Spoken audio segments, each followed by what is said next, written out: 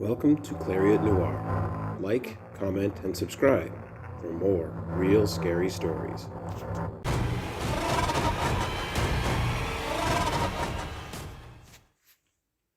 The motion sensor lights were installed, and they came with dimmers. We rejoiced at first, because too bright track lighting is blue and depressing. Also, it felt a bit like Star Trek to walk into a dark room and have it light up without flicking a switch. When Jane complained about the lights shutting off while we were at our desks and having to stand and do a little dance to get them back on, we laughed. I, maybe a little smugly, explained that getting up from our seats might be good for us. I never thought of the seat. What seat? The one that equalizes all. We are vulnerable there, alone, and immobilized by filth, and the promise of total unhygienic sullying if we should flee the bowl without cleansing first. It likely goes without mentioning the destruction of one's social status, should they exit the bathroom without first completing the purity rituals. Some may argue death is worse. I am not among them. That is why it chose me. I know that now. I am regular, more regular than a colleague's fiber intake, according to him, whatever that means. During the last 15 minutes of my lunch break, I always visit the bathroom. The colleague was referring to my daily walks with his fiber comment, but I'm also fairly certain everyone knew what number I was committing in the bathroom each day, too.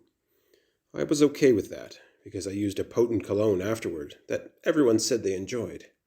Plus, I made efforts to hide additional evidence of defecation. I'll spare you those disgusting details. The motion sensor lighting changed everything. I entered the bathroom at 11:45 precisely, and went for the switch that had been removed as the lights came on. Right, I said, wondering when I'd finally remember not to look for the light switch. I sat and closed the lone stall in the room, the employee bathroom, doubling as the custodial closet. I pulled out my phone and began to scroll as I settled in for the final break before the afternoon work session. The light went off after a minute. I wiggled and waved to reignite it, but to no avail.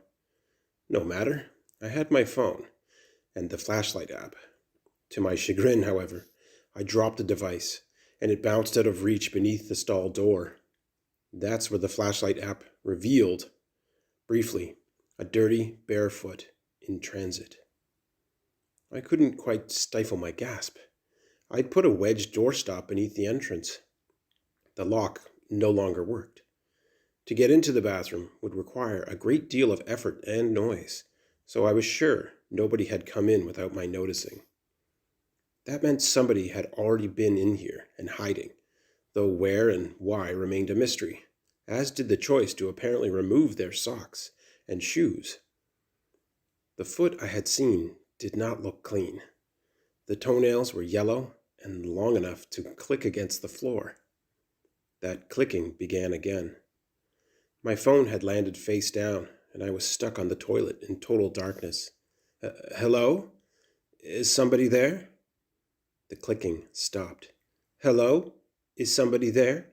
They said with perfect tonal similarity to my voice.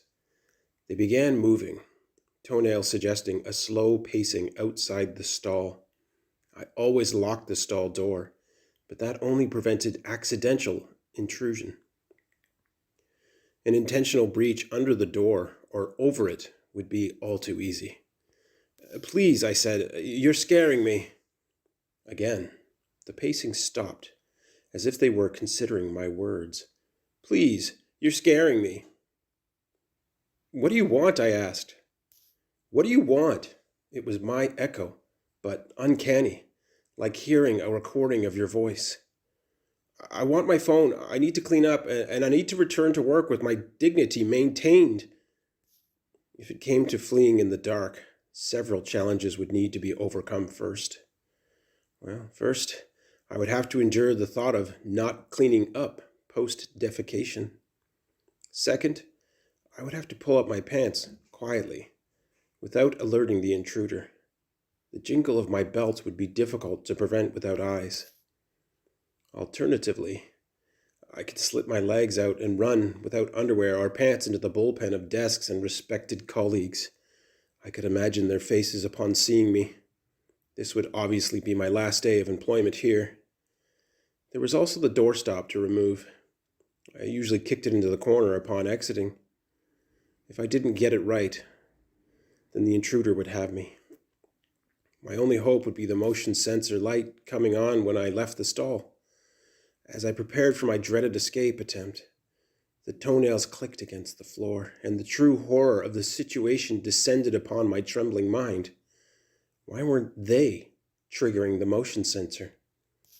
What the hell was this thing? I listened, and suddenly, the toenails stopped clicking right in front of the stall. I couldn't see its feet, but there was an odor of soil and rot. I heard the dial handle rattle. It was trying to get in. Go away, I begged. Occupied, occupied! A metallic thud sounded from the floor, the handle falling off. A slight breeze from the door silently swinging inward followed. It was there. I could sense its presence. Occupied, it said, speaking my own words again. Something wet and warm touched my face. A tongue? It licked me? Its fetid breath confirmed it. I was too shocked to shout for help, and besides, how would anyone get past the doorstop in time? Firm, needle-nosed digits seized my jaw. My forehead burned, and I felt blood dripping down the sides of my nose.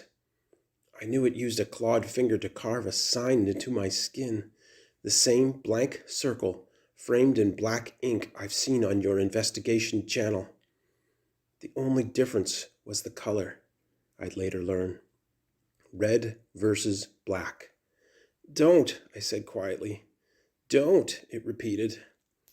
I finally found the courage to take hold of the arm gripping my jaw. It felt cold and rough, stone skin with microscopic edges grating my fingertips. Ow, I said before retracting my hand. Ow, it said. I could have resigned myself to death. I felt like I should, but a moment of slight reprieve presented itself. It removed its hand, and I was relatively free to move. I reacted before thought and propriety could stop me, standing up and sort of leaping forward, sideways, in anticipation of the thing blocking my path. The lights came on, illumination bright enough to breach the skin of my eyelids, which were shut firmly over eyes facing the floor. I couldn't bear to see it. I crawled like a worm to the exit, removing the doorstop and clawing at the edge of the door until it opened. Into the office bullpen, pants and underwear around my ankles, shit ass exposed. I shamefully continued. Dear God, the first colleague said. What are you doing? Asked my horrified manager. I just shook as I struggled to my feet. People screamed, maybe from the bloody etching on my forehead, maybe from my exposed genitals. They asked for an explanation, but I couldn't form the words and could only point to the bathroom. They ignored my whispered ramblings of warning and went in to see what was the matter. It didn't take them long to return with expressions of disgust and confusion. I pulled my pants up and buckled my belt. It was too late, however. There was something, I tried to explain. Come with me, the manager said, gesturing toward her office. I waddled behind her. She covered her nose with her hand because I obviously stank. We waited some time before the police showed up to take me away. No charges were read. I wasn't being arrested. They said it was a wellness check. I didn't resist or refute as they brought me to a hospital. The creature in the bathroom dark had thoroughly ruined me. I was understandably fired. The scar on my forehead and lack of references prevented hiring at other jobs. A former colleague texted eventually that everyone believed I'd cut the circle into my own skin after a psychotic episode. Apparently, my efficiency and dedication to daily routine supported this theory. For a while, I didn't argue about it either. The only reasonable explanation really was a psychosis. I believed it and sought treatment. Then the creature returned as I lay awake in bed in the night. It told me things I could not possibly know or guess, including the future. It said my humiliation was a necessary step in my evolution. This I did not accept, and have since kept on all the lights to prevent another meeting. If you could arrange to meet with me, Mr. Clariot, I would be grateful. Thank you for your time. P.S. I do not advise anyone against motion sensor lighting. It is good for the environment and stops the passage of germs via touch. Darkness comes for us all eventually. It doesn't matter how. The best we can hope is that we're not on the toilet, defecating when it does.